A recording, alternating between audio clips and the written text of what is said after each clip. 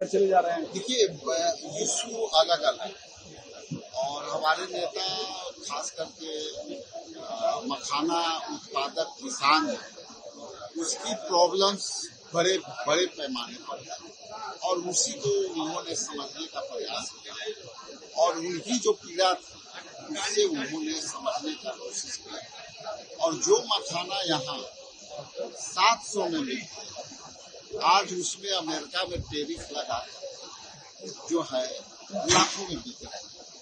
तो ये समझना जरूरी है कि आखिर बिहार के किसान जो मखाना उत्पादन कर रहे हैं वो एकदम समझिए कि बिचौलिए के बीच में घिरे हुए हैं। वो केवल मखाना उत्पादन करते हैं, उनकी अपनी खेत नहीं है।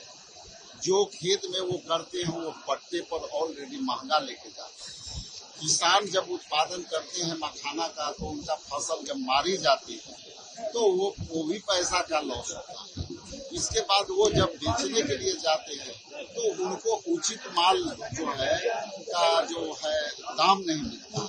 प्राइस राहुल गांधी फिशरमैन और मखाना किसान से मिले। जब आप लखीसराय से एंटर करते हैं, पूरा क्षेत्र राहुल गांधी को पानी पानी दिख रहा होगा। पानी की उपलब्धता प्रचुर मात्रा में है।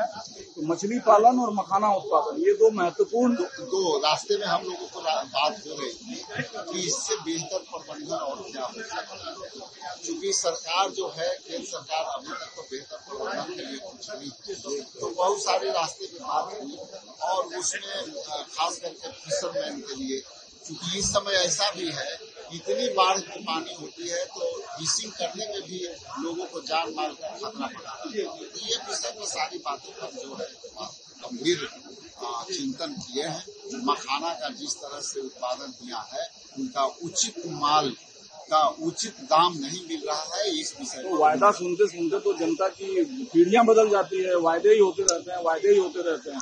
देखिए, जो लोग वादा किए हैं उनकी कहते हैं कि 11 साल बेमिसाल, तो उसी को समझने आएगा कि भाई 11 साल बेमिसाल है और किसानों के लिए जो मखाना आयोग के बनाने की मांग थी वो बना तो उसका क्या प्रक्रिया हुई अब तक किसानों को कुछ पता नहीं। उनको ये भी पता नहीं है कि ये है क्या। तो ये केवल कागज पर बोल देना, जुमला कर देना, इन दोनों में अंतर है। ये एक सवाल और इसलिए मैं पूछ रहा हूँ आपसे क्योंकि आप बात अपनी पार्टी का रखते हैं।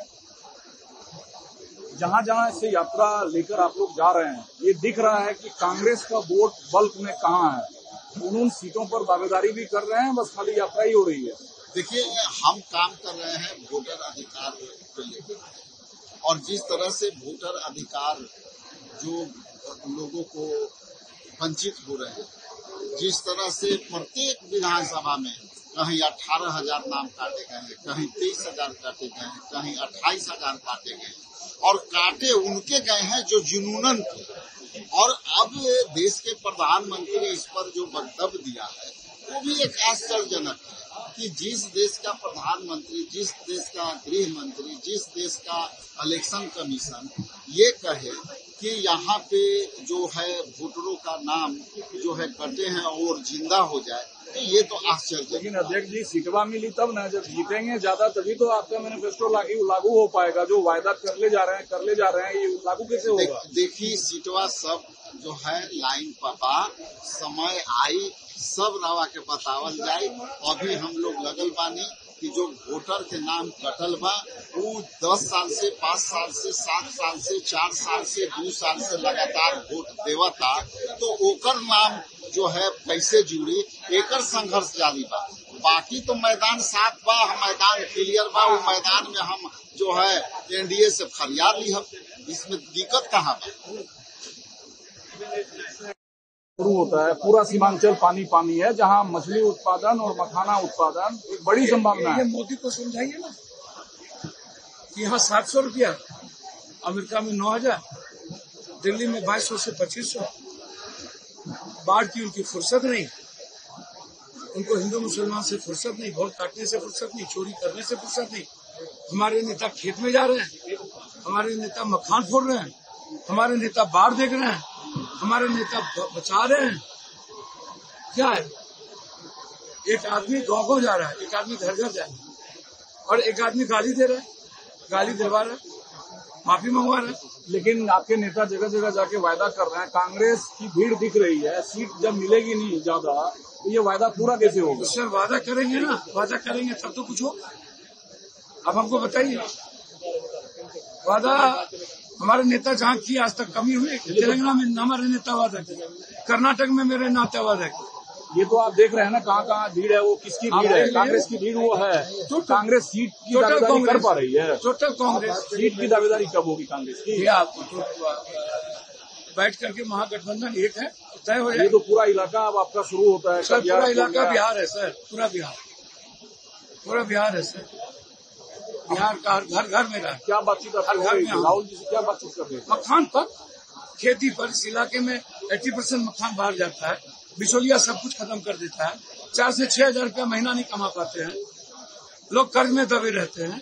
बिहार पर जो कानून केंद्र सरकार लाई है उस पर मोदी जी खुलकर बोल रहे हैं कि भ्रष्टाचारियों को, अपराधियों को बाहर रहने का हक नहीं है। अमित शाह सबसे पहले इन्हीं को जेल भेजेंगे, ये आप समझ लीजिए। गडकरी जी को ही भेजेंगे, योगी जी को भेजेंगे, शिवराज चौहान को भेजेंगे, महाराष्ट्र के मुख्यमंत्री को भेजेंगे। फिर विपक्ष परेशान क्यों है?